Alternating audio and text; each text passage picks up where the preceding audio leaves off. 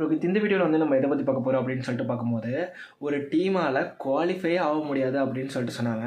அந்த டீம் ஃபைனலாக குவாலிஃபை ஆகிட்டாங்க. அதுவும் பெரிய டீம் அடித்து குவாலிஃபை ஆகிட்டாங்க. இந்த டீம் ஜெயிக்கிறதுக்கு வாய்ப்பே இல்லை. அதுவும் இந்த டீம் கூட ஜெயிக்கிறதுக்கு வாய்ப்பே இல்லை.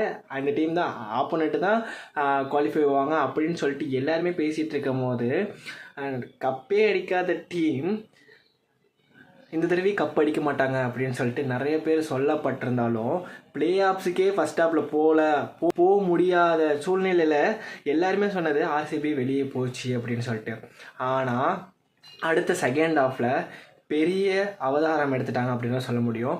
எந்த டீம் வந்தாலும் நாங்கள் அடித்து தம்சம் பண்ணுவோம் அப்படின்னு சொல்லிட்டு ஒரு டீமையும், அதாவது கடைசி 7 மேட்ச்சை நீங்கள் பார்த்தீங்கனாலே வேறு லெவலில் ஜெயிச்சு, நீங்கள் இந்த மேட்ச்சில் ஜெயிச்சா மட்டும்தான் குவாலிஃபை ஆக முடியும் அப்படின்னு சொன்னாங்க. கடைசியில் எல்லாத்தையும் ஜெயிச்சு ஃபைனலாக 4th டீமாக வந்து குவாலிஃபை ஆகிட்டாங்க ஆர்சிபி. அதுவும் சிஎஸ்கே கூட, அதுவும் 2 ஓவருக்கு முன்னாடியே நீங்கள் ஜெயிக்கணும், இல்லைன்னா 20 ரன் வித்தியாசத்தில் ஜெயிக்கணும் அப்படின்னு சொல்லியிருந்தாங்க. ஆனால் கடைசியில் நாங்கள் அந்த இதையும் முடிச்சு காட்டுவோம் அப்படின்னு சொல்லிட்டு 10 ரன் வித்தியாசத்தில் குவாலிஃபை ஆகிட்டாங்க 4th பிளேஸ். இது வந்து 2016 ஆர்சிபி டாப்பில் இருந்து ஃபைனல் போய் தோற்று போனாங்க. அந்த வருஷம் எல்லாருமே ஜெயிப்பாங்க அப்படின்னு சொல்லிட்டு எதிர்பார்த்துட்டு இருந்தோம்.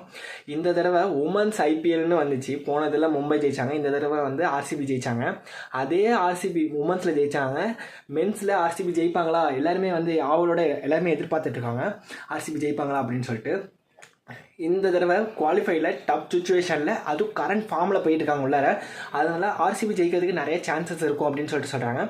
என்னென்னா கடைசியாக அந்த டாப் 4 டீமில் நீங்கள் எடுத்து பார்த்தீங்கன்னா, கொல்கத்தா, ராஜஸ்தான், எஸ்ஆர்ஹெச், ஆர்சிபி.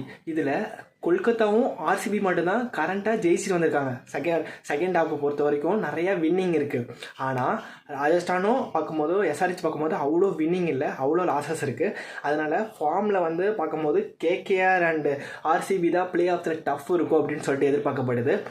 எலிமினேட்டர்னால எந்த டீம் போகுது அப்படின்னு சொல்லிட்டு தெரில. கடைசியில் யார் நல்லா விளாண்டாலும் டீமுக்கு லக்கு தான் வேணும். லக்கு இருந்தால் தான் ஃபைனலில் ஜெயிக்க முடியும், எந்த ஒரு மேட்சாக இருந்தாலும் ஜெயிக்க முடியும் அப்படின்னு சொல்லிட்டு நான் வீடியோ முடிக்கிறேன்.